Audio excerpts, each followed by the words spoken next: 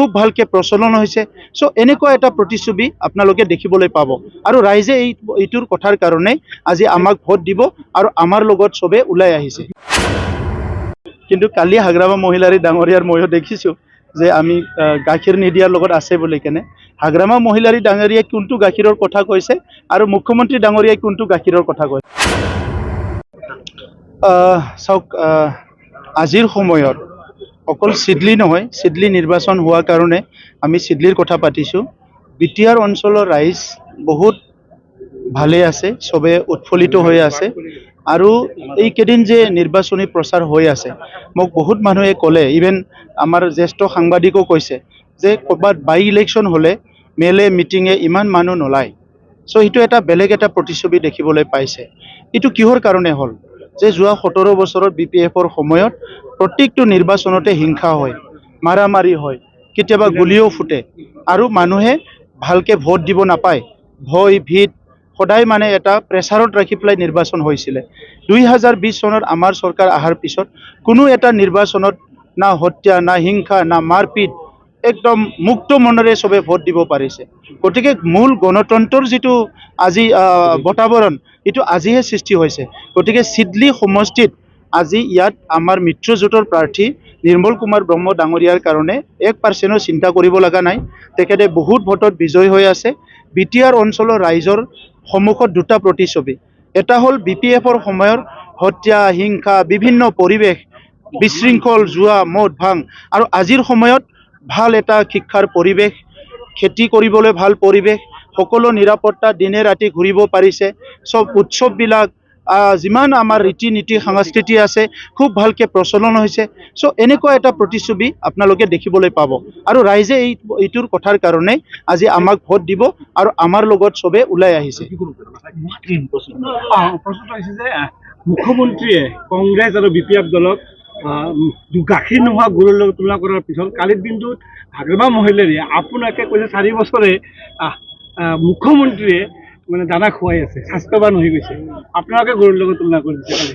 চাওক, হাগ্ৰামা মহিলাৰী মোক গৰুৰ লগত, মেকুৰীৰ লগত, কুকুৰৰ লগত, যাৰ লগত মানে তুলনা কৰি কৰক। কিন্তু কালি হাগ্ৰামা মহিলাৰী ডাঙৰীয়াৰ ময়ো দেখিছোঁ যে আমি গাখীৰ নিদিয়াৰ লগত আছে বুলি কেনে। হাগ্ৰামা মহিলাৰী ডাঙৰীয়াই কোনটো গাখীৰৰ কথা কৈছে আৰু মুখ্যমন্ত্ৰী ডাঙৰীয়াই কোনটো গাখীৰৰ কথা কৈছে। মুখ্যমন্ত্ৰী ডাঙৰীয়াই কৈছে যিটো গাই যিটো গাখীৰ দিয়ে, এই গাখীৰটো হৈছে য'ত শান্তিৰ গাখীৰ, নিৰাপত্তাৰ গাখীৰ, উন্নয়নৰ গাখীৰ, ইয়াত সকলো জাতি জনগোষ্ঠীৰ মাজৰ সমন্বয় কৰিব পৰা গাখীৰ আৰু স্কুল, কলেজ, ইউনিভাৰ্চিটি সব মানে ডেভেলপ কৰিব পৰা গাখীৰ, এই কথাটো মুখ্যমন্ত্ৰী ডাঙৰীয়াই কৈছে। আৰু হাগ্ৰামা মহিলাৰী ডাঙৰীয়াই যদি কৈছে ইয়াত মদ, ভাং, জুৱা, মাৰামাৰি, হিংসা, ভ্ৰষ্টাচাৰ, দুৰ্নীতি এইবিলাক দিয়া গাখীৰৰ কথা কৈছে যদিতো মই দিব নোৱাৰিম, সেইটোতো হাগ্ৰামাহে দিব পাৰিব। গতিকে আজি মুখ্যমন্ত্ৰী ডাঙৰীয়াৰ কথাটো তেখেতে ঘূৰাই পেলাই ক'ব বিচাৰিছে। কিন্তু হাগ্ৰামা মহিলাৰী ডাঙৰীয়াই 17 বছৰত ইমান কাৰনামাবিলাক কৰি থৈ গৈছে। বিটিআৰ অঞ্চলৰ ৰাইজক যিমান ঘূৰাই পকাই নকৰক কিয়, BPFৰ BPF যিটো দল, এইটো মানে সূৰ্য ডুবি গ'ল আৰু আমাৰ সূৰ্য উদয় হৈছে।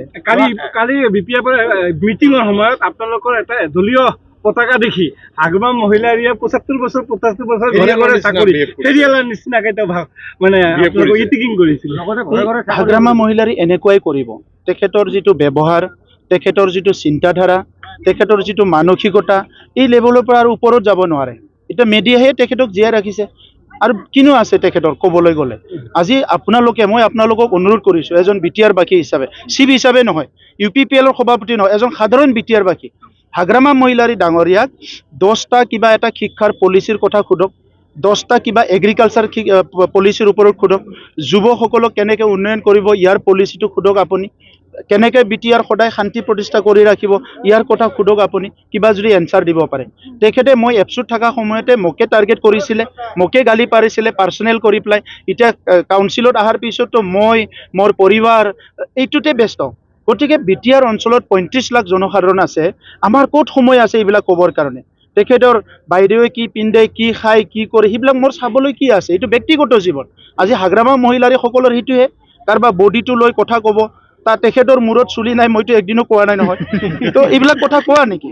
তো তেখেতক মই শ্ৰদ্ধা কৰোঁ, সন্মান কৰোঁ।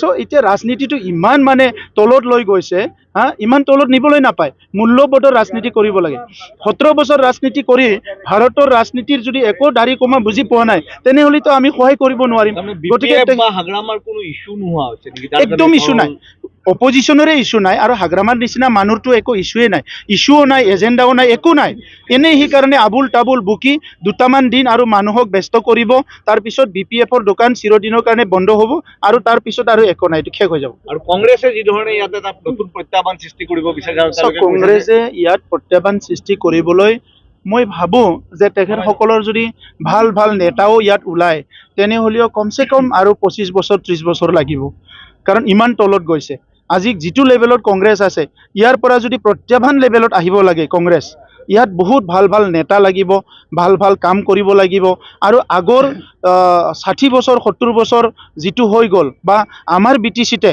BPFৰ লগত লগ লাগি যিখিনি 2012ৰ সংঘাত 2008ৰ সংঘাত 2014ৰ সংঘাত বিভিন্ন সমস্যাবিলাক কৰিলে এই সমস্যাবিলাক মানুহে পাহৰিবলৈ আৰু দুটা জেনেৰেশ্যন লাগিব গতিকে কংগ্ৰেছ প্ৰত্যাহ্বান হ'বৰ কাৰণে বহুত দূৰত আছে কংগ্ৰেছ থেংক ইউ